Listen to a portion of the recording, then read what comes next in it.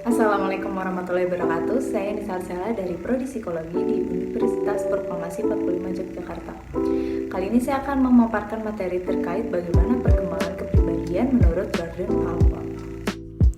Allport tidak percaya bahwa orang-orang yang matang dan sehat dikontrol dan dikuasai oleh kekuatan-kekuatan tak sadar atau kekuatan-kekuatan yang tidak dapat dilihat dan dipengaruhi. Kepribadian-kepribadian yang matang tidak dikontrol oleh trauma-trauma dan konflik pada masa kanak-kanak.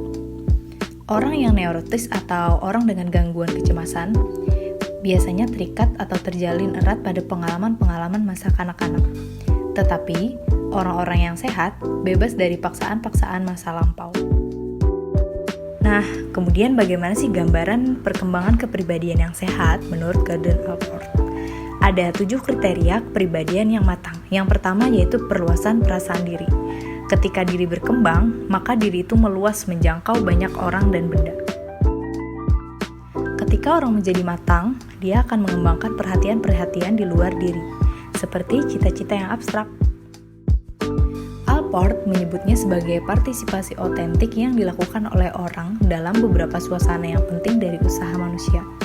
Orang harus meluaskan diri ke dalam aktivitas. Kemudian yang kedua ada hubungan diri yang hangat dengan orang-orang lain. Allport membedakan 2 macam kehangatan dalam hubungan dengan orang-orang lain, yaitu kapasitas untuk keintiman dan kapasitas untuk perasaan terharu. Yang dihasilkan oleh kapasitas untuk keintiman ini adalah suatu perasaan perluasan diri yang berkembang baik. Perbedaannya antara hubungan cinta dari orang yang neurotis dengan hubungan cinta dari kepribadian yang sehat adalah orang yang neurotis umumnya harus menerima cinta jauh lebih banyak daripada kemampuan mereka untuk memberinya. Apabila mereka memberi cinta, maka cinta itu diberikan dengan syarat-syarat dan kewajiban yang tidak bersifat timbal balik. Cinta dari orang sehat adalah tanpa syarat, tidak melumpuhkan atau mengikat. Nah, kemudian ada tipe kehangatan yang kedua yaitu perasaan terharu. Perasaan terharu ini adalah suatu pemahaman tentang kondisi dasar manusia dan perasaan kekeluargaan dengan semua bangsa.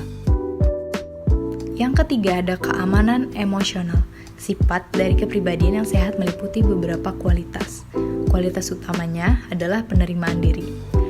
Kualitas lain dari keamanan emosional ini ialah apa yang disebut Allport sebagai sabar terhadap kekecewaan. Yang keempat ada persepsi realistis. Orang-orang yang sehat memandang dunia mereka secara objektif. Sebaliknya, orang-orang yang neurotis kerap kali harus mengubah realitas supaya membuatnya sesuai dengan keinginan-keinginan, kebutuhan-kebutuhan, dan ketakutan-ketakutannya.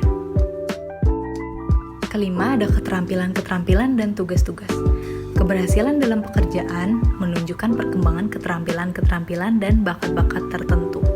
Ini adalah suatu bentuk tingkat kemampuan individu. Yang keenam ada pemahaman diri. Usaha untuk mengetahui diri secara objektif mulai dari awal kehidupan dan tidak akan pernah berhenti mencapai pemahaman diri atau self-objectification tertentu yang berguna dalam setiap rentang usia. Nah, yang terakhir ada filsafat hidup yang mempersatukan. Orang-orang yang sehat melihat ke depan, didorong oleh tujuan-tujuan dan rencana-rencana jangka panjang. Allport menyebutnya dorongan yang mempersatukan ini adalah arah atau directness. Nilai-nilai adalah sangat penting bagi perkembangan suatu filsafat hidup yang mempersatukan. Umumnya suara hati ikut berperan dalam suatu filsafat hidup yang mempersatukan ini.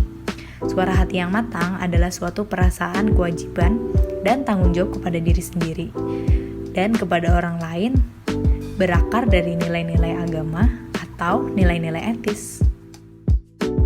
Nah, itu tadi pemaparan materi dari saya terkait bagaimana gambaran perkembangan kepribadian yang sehat menurut Allport. Semoga bermanfaat ya, terima kasih.